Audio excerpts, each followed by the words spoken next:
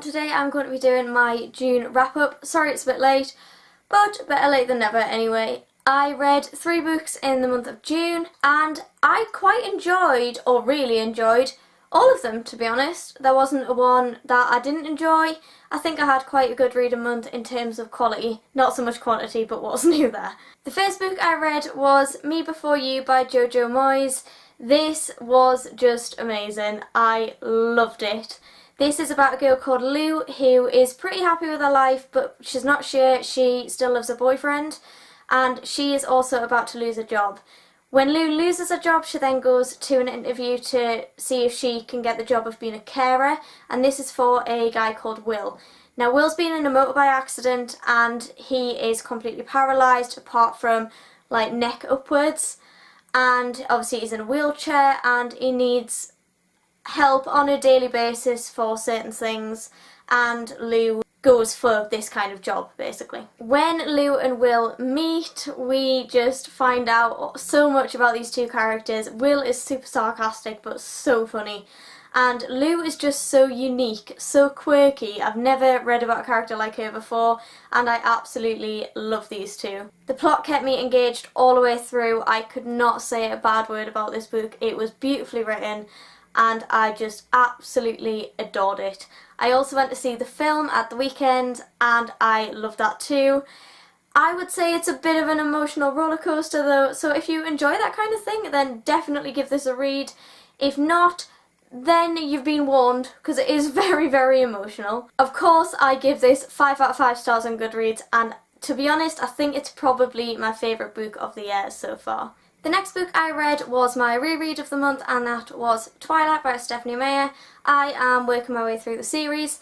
16-year-old Hannah liked this more than 22-year-old Hannah, that's for sure. So if somehow you don't know what Twilight's about, basically it's about a girl called Bella who moves from Jacksonville, where she lives with her mum and her mum's boyfriend, to Forks, where she now lives with her dad.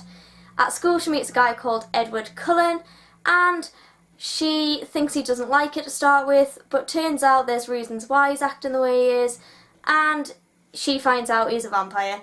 That's all I really need to say. I'm sure you all know what Twilight's about anyway. But yeah, 16-year-old Hannah definitely enjoyed it more than 22-year-old Hannah.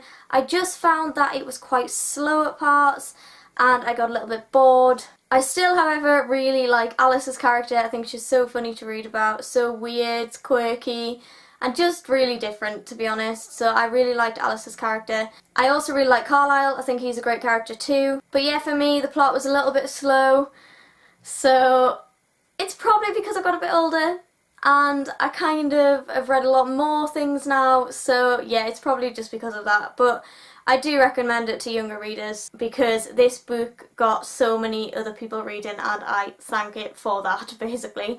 I gave this 3 stars on Goodreads. And the final book I read was The Crown by Kira Cass. This is the final book in the selection series and follows Eadlyn, which is America's daughter. America is the main protagonist from the first 3 books, and then in the 4th book we meet Eadlyn, who is her daughter, like I said, and this is the 5th book and it finalises her selection process. If you don't know what the selection is, it's basically where a prince or a princess has to find themselves a husband or wife, and this is done by inviting lots of people to the palace and they have to choose between these people, kind of like The Bachelor. Think that.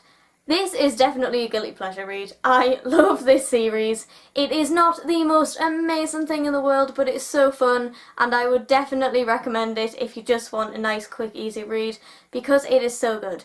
I don't want to say too much more about this book because it's obviously the final book, but this does follow America's daughter, that's all I will say, and her final selection process. I found the writing style so easy and so fast paced to read, so that made me enjoy it a lot more because I didn't really have to think too much, and it was good to get a faster read in for once because I have been reading quite big books recently. I also really love a lot of the characters in this, and I especially liked Eadlyn in this because in the 4th book I didn't really like her. I found her really immature and whingy and I just wanted to tell her to shut up most of the time. But in this book she has matured a lot and you see a different side to her, and I much prefer her in this book than I do in the previous book. I give this book 4 stars on Goodreads as it's not the most amazing thing like I said, but it is so fun to read.